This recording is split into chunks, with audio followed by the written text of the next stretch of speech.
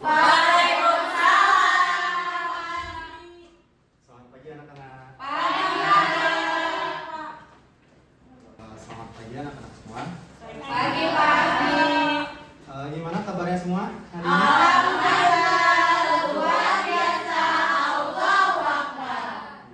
Udah pada semangat ya hari ini?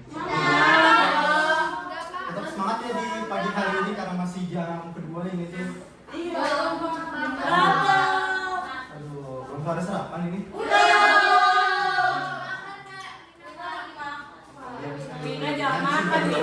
Jangan makan ya. Semuanya tenang dulu ya. Boleh kepada ketua kelasnya anugerah untuk dibuka pembelajaran kita hari ini. Teman-teman, sebelum kita memulai pembelajaran hari ini, setiap pagi hari ini, alangkah baiknya kita berdoa menurut agama dan kepercayaan masing-masing. Berdoa dipersilakan. Amin. Beri salam.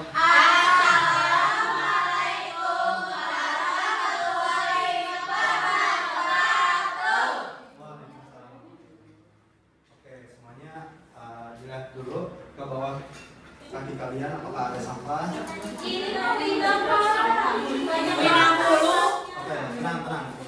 tenang semuanya. Boleh untuk dibuang dulu sampahnya karena tidak perlu saling salah-salahan. Ini berdasarkan kesadaran diri kalian. Ya, silakan dibuang dulu. Hari ini siapa yang mau masuk anugerah? Abdan.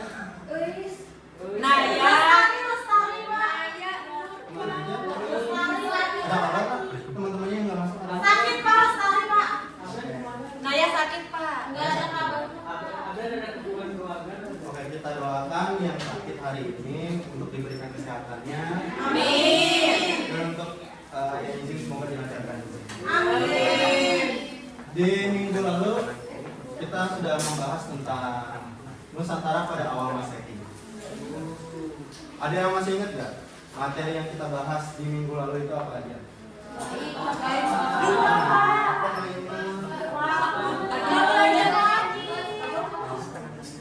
Oke, boleh dibuka dulu bukunya di halaman 58 dan boleh disimpan dulu gadgetnya. Mohon untuk perhatikan pada pembelajaran hari ini. Kalau misalnya ada yang main gadget, jangan sampai bapak ambil HP-nya. Itu kan kesepakatan kita belajar di awal semester. Oke?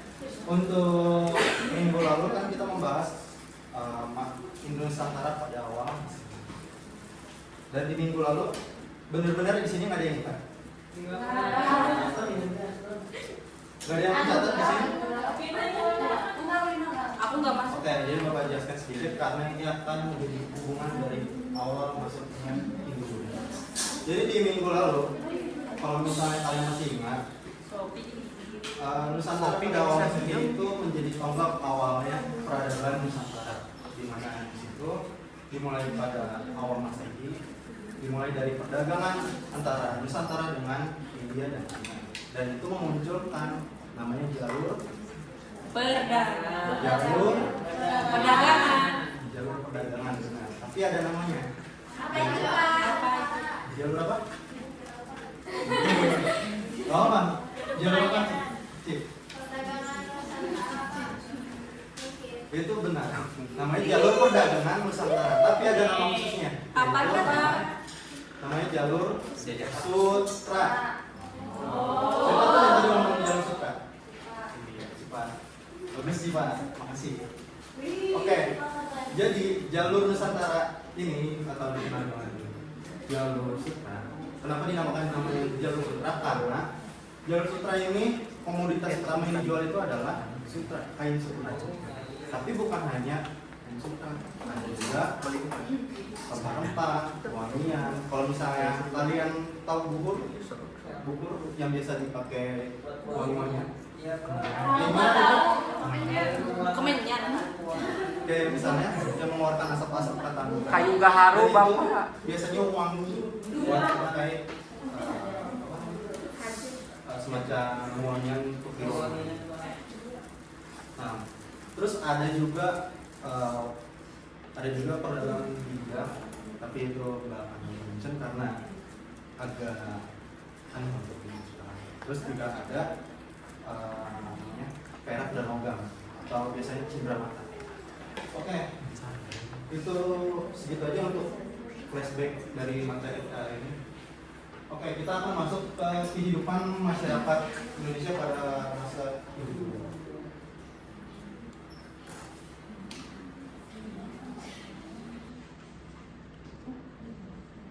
Oke, ada yang mau baca untuk motivasi? Saya, Pak. Boleh minta? Motivasi untuk hari ini. Wahai manusia, sesungguhnya kami telah menciptakan kamu dari seorang laki-laki dan perempuan. Kemudian kami menjadikan kamu berbangsa-bangsa dan bersuku-suku agar kamu saling mengenal. Sesungguhnya yang paling mulia di antara kamu di sisi Allah Subhanahu wa Ta'ala adalah orang yang paling bertakwa. Sesungguhnya Allah Maha Mengetahui lagi Maha Teliti. Quran surat Al-Hujurat ayat ke-3. Ada yang tahu nggak maksud dari ayat tersebut? Alan tahu gak? Ciptakan berbangsa-bangsa dan bersuku-suku. Beda-beda bangsa. Itu benar, makasih. Tapi ada yang tahu nggak kenapa ayat ini cukup relate untuk kita bahas hari ini? Relate itu artinya berhubungan dan saling Berkaitan ya sih. Ada. Untuk apa? Gila? Untuk menciptakan toleransi. Oke, bagus ya. Ih, dia keren.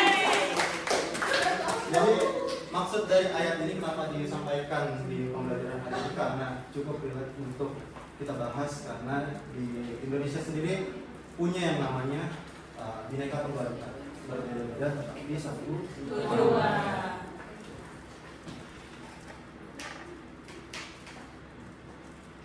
Oke, jadi masuknya Hindu Buddha ini sebetulnya tujuan dari pembelajaran hari ini adalah menghubungkan antara perdagangan dan kondisi geografis dari adanya Indonesia sendiri, dari letaknya dan muncul masuknya kepada Hindu Buddha atau Hindu Buddha.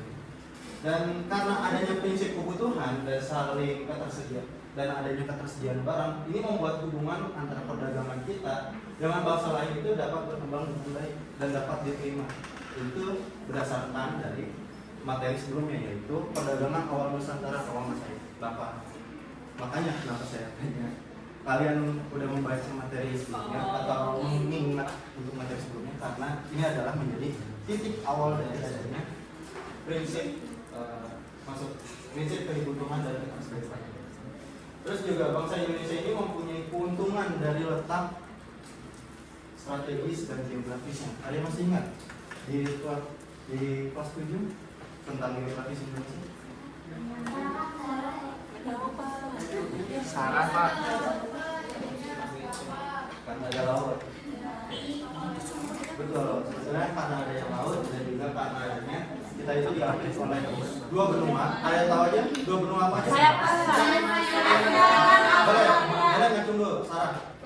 Benua Asia dan benua Australia, Pak. Oke, ada yang tahu lautnya?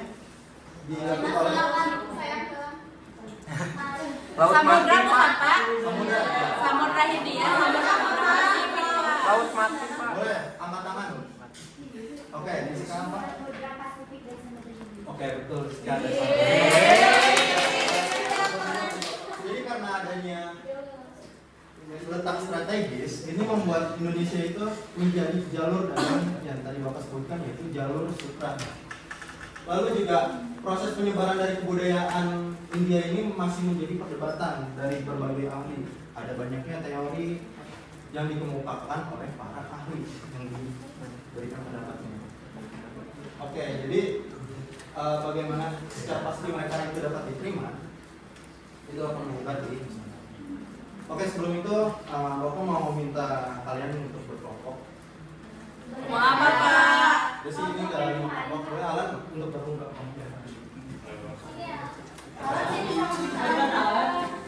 Bapak Indonesia Raya dulu. Bukan, Pak. Boleh?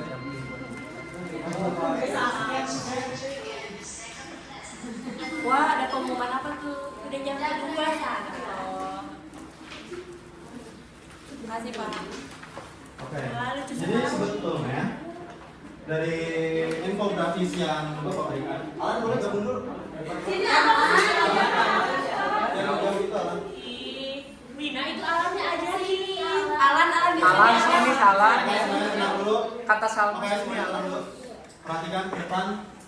Oke, jadi dari infografis yang Bapak berikan, di situ ada scan barcode. Boleh kalian cek. Boleh buka HP? Boleh buka HP, Pak? Boleh. Kalau yang nggak bawa HP sama telat. Gak apa-apa, ikut temennya aja dulu. Oke, jadi boleh kalian lihat dulu semuanya, perhatikan. Di infografis yang Bapak berikan itu ada scan barcode yang isinya teori masuknya Hindu Buddha. Tapi akan Bapak sampaikan kembali di depan. Jadi ada beberapa teori, cuman ada 5 yang Bapak sebutkan. Dari 5 teori ini ada dari teori Brahmana, teori Vaishya, teori Sudra, dan juga teori arus balik. Lalu ada teori Sudra. Nah, boleh kepada Nabil, apakah mau membaca? Boleh Bapak? Boleh. Untuk teori Brahmana adalah teori yang menyatakan bahwa masuknya Hindu-Buddha ke Indonesia dibawa oleh para Brahmana atau golongan pemuka agama di India, Bapak. L.C. Van Leer berpendapat bahwa hanya golongan cendekiawanlah yang dapat menyampaikan budaya India pada bangsa Indonesia. Golongan tersebut dinyatakan sebagai clerks, Bapak. Sementara teori Vaishya menyatakan bahwa terjadinya penyebaran agama Hindu-Buddha di Indonesia adalah berkat peran serta golongan Vaishya atau pedagang, Bapak, yang merupakan golongan terbesar masyarakat India yang berinteraksi dengan masyarakat Nusantara, Bapak. Teori ini dikemukakan oleh Nicholas Johannes Fromm, Bapak. Oke, terima kasih Nabil. Jadi untuk teori Brahmana sendiri ini dikemukakan oleh Van Leer, bukan LC tapi JC. Oh, JC. JC. Tapi terima kasih Nabil udah membacakan. Boleh. Jadi teori dari Van Leer ini berpendapat bahwa hanya golongan cendekiawan atau golongan Brahmana. Dan golongan Brahmana ini diundang oleh para kerajaan pada saat itu. Di situ kan yang infografis yang Bapak berikan ada peninggalan kerajaan-kerajaan. Iya, Dan Pak. ini adalah menjadi titik awal dari terbentuknya kerajaan-kerajaan di Nusantara pada masa Hindu. Anugrah, Tiko, Radika.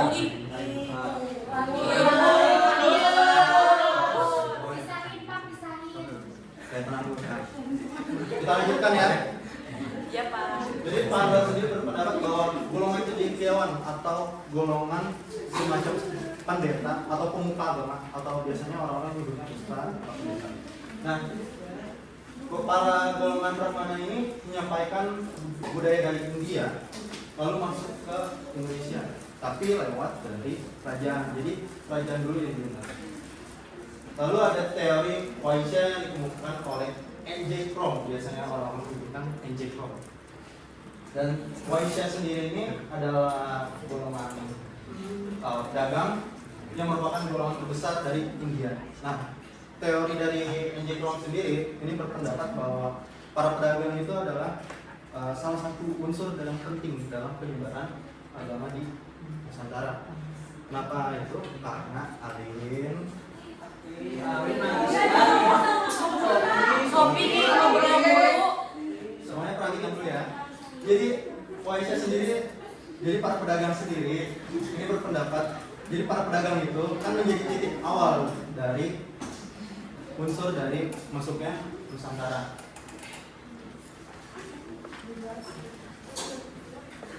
Terus ada teori dari Ksatria yang berpendapat bahwa penyebaran agama di Nusantara pada masa Hindu-Buddha, penguasa-penguasa golongan Ksatria itu masuk ke Nusantara. Jadi pada awal Masehi kerajaan-kerajaan di India itu mengalami keruntuhan dan lari ke Nusantara.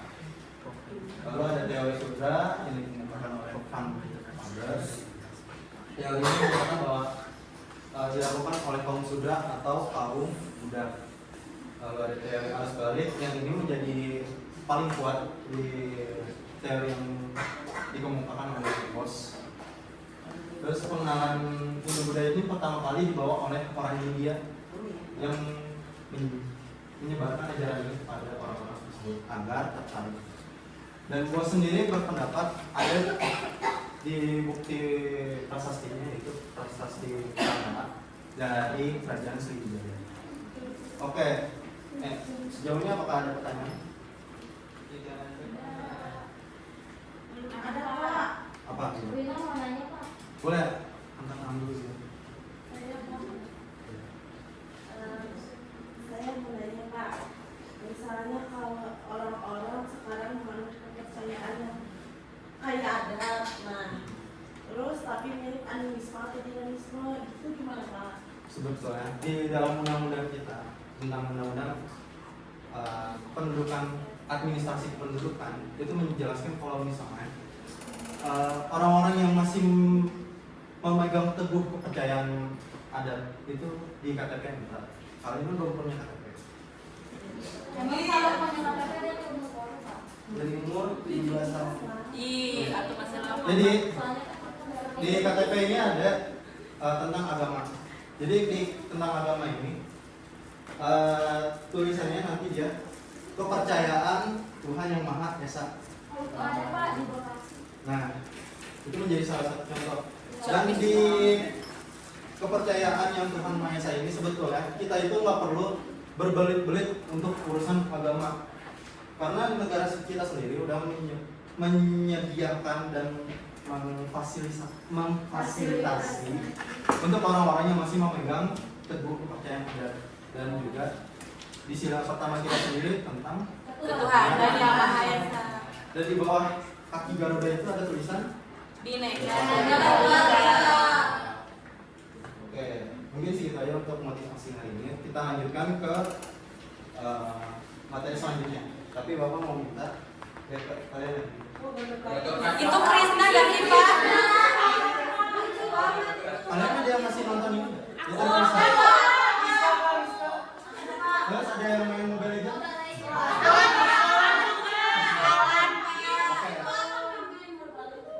Ada yang ingat kata-kata yang Gatot Kaca apa? Otot kawan. Udah kurang-kurang ini yang ini. Oke, jadi kira-kira kedua animasi ini atau kedua gambar ini tuh karena pengaruh apa?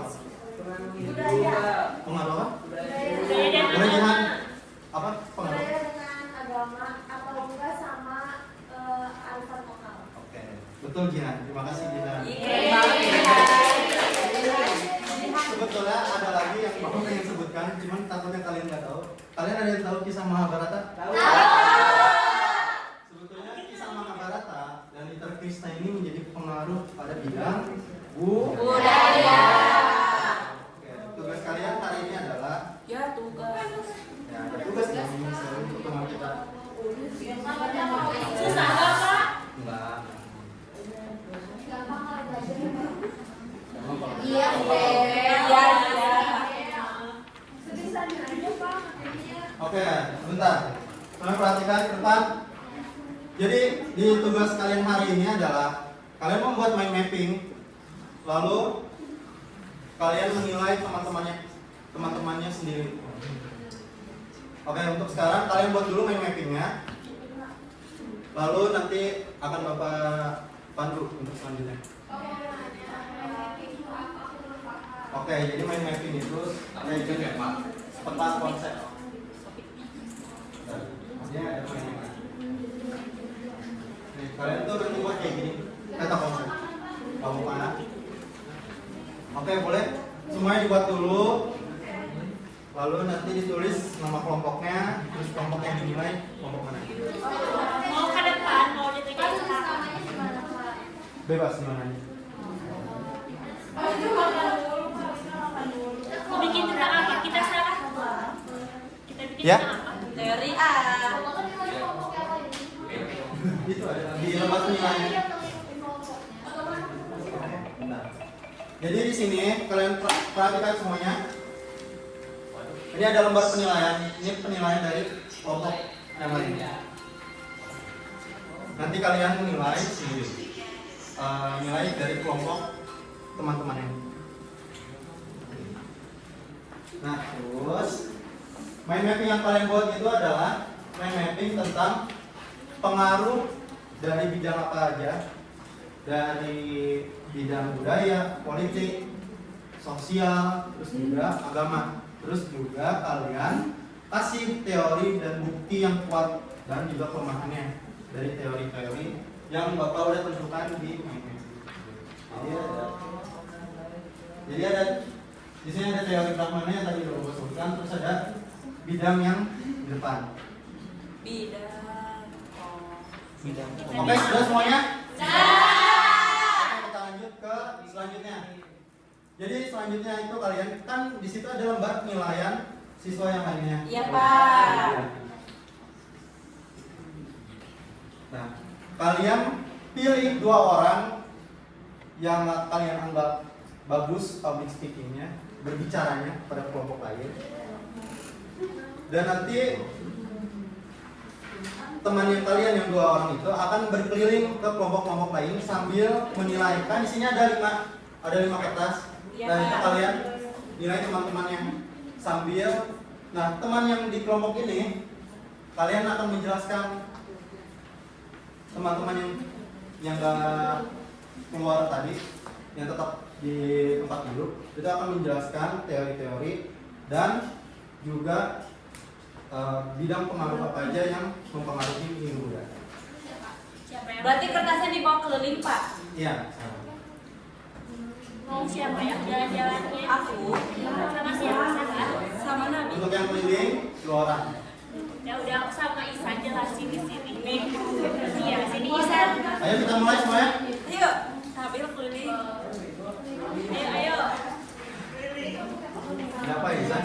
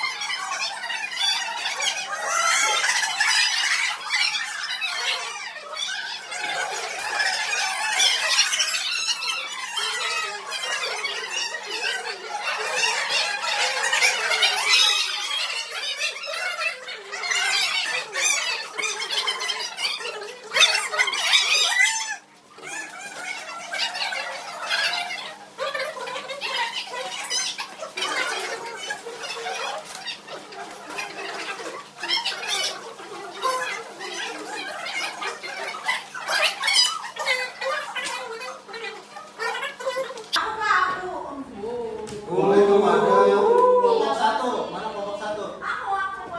Boleh kelompok 1. Di sini ada yang bagus.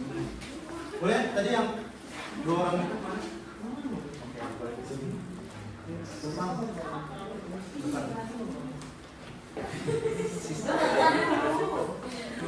jadi apa yang kalian dapat dari penjelasan teman-temannya, dari pengaruh bidang, lalu teori yang kuat, yang buktinya. Jangan ketawa. Hasil dari kerjanya. Tadi kalau saya bersendiri di teori kasasi jelasin ada pengaruh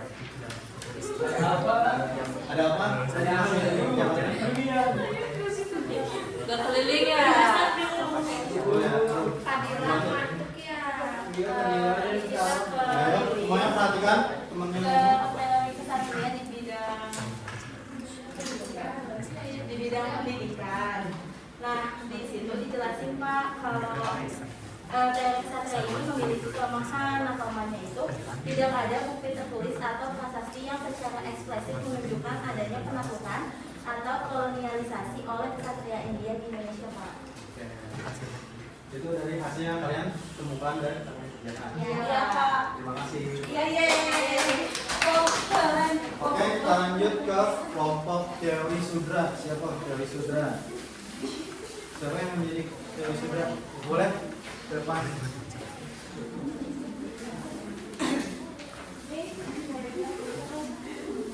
Ayo, boleh naik cepat.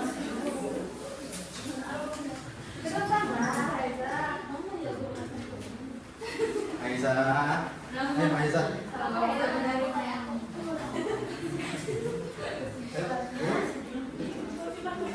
Jadi dalam teori Ayo ke depan dulu. Maju jihad. Maju jihad. Maju ke depan dulu ya. Gak ada jihad. Oke. Jadi teman-teman teori Sunda ini, Sudra ini, buktinya udah banyak ada interaksi dan perkawinan antara pendatang dari Kartasudra dengan masyarakat lokal yang membantu penyebaran agama dari budaya Hindu dan suku Buddha di Nusantara. Tapi ada kelemahannya juga. Kelemahannya itu golongan Sudra itu memiliki pengetahuan dan penguasaan agama Hindu yang mendalam dan termasuk tidak memahami kitab suci Weda, bahasa Sanskerta dan aksara Pallawa. Nah itu tuh yang digunain sama masyarakat Hindu Buddha. Nah,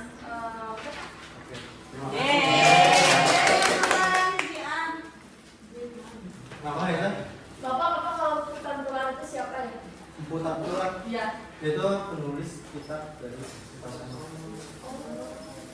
Jadi itu untuk pembahasan minggu depan karena di minggu depan itu ada pembahasan tentang kerajaan Nusantara dan di mana banyak peninggalan-peninggalan. Dan di infografis yang Bapak yang berikan itu kalian simpan karena akan dibahas minggu depan. Oke? Ada. Ya. Ini menjadi bahan evaluasi kalian. Iya. Jadi bahan Susah nggak, Pak? hari ini. Susah nggak, Pak? Oke, kesimpulan dari hari ini boleh diberikan pada siapa yang mau? Berat? Kesimpulan hari ini? Kesimpulan pada hari ini banyak sekali ya teori-teori masuknya. Oke, semuanya perhatikan Bapak. Hindu dan Buddha, salah satunya tadi Semuanya. Hindu Buddha, Brahmana, Vaisya dan lain-lain gitu ya. Bahwa agama dan budaya Indonesia itu masuk ke Indonesia dan menyesuaikan dengan budaya-budaya Indonesia gitu Pak. Melalui jalur perdagangan, jalur laut, maupun darat dan banyak lainnya. Jadi kesimpulan hari ini, apapun agamanya, semua agama itu baik. Tapi bagaimana dari orang-orangnya yang menerima dan berkomentar apapun di agama orang lain. Dari yang sudah disebutkan bahwa dalam surat Al-Hujurat kita diciptakan oleh bangsa-bangsa dan bersuku-suku, diciptakan oleh Adam dan Hawa. Oke. Jadi untuk refleksi hari ini, siapa yang mau ngajuan? Refleksi hari ini Saya Pak, dari pembelajaran kita ini. pembelajaran sama Pak Asri seru sekali karena dapat apa ya, kita dapat bergerak ke sana kemari dan kita bisa memahami teori. Oke. Terima kasih Bina. Iya, sama-sama Pak. Untuk pertemuan hari ini Bapak cukupkan. Terima kasih atas perhatian kalian semua. Terima kasih juga atas masukan dan pendapat dari yang kalian berikan. Jangan lupa ini PR-nya dikerjakan karena Iya, minggu depan Pak. akan kita bahas. Siapa? Kurang lebihnya mohon maaf. Wassalamualaikum warahmatullahi wabarakatuh. Waalaikumsalam.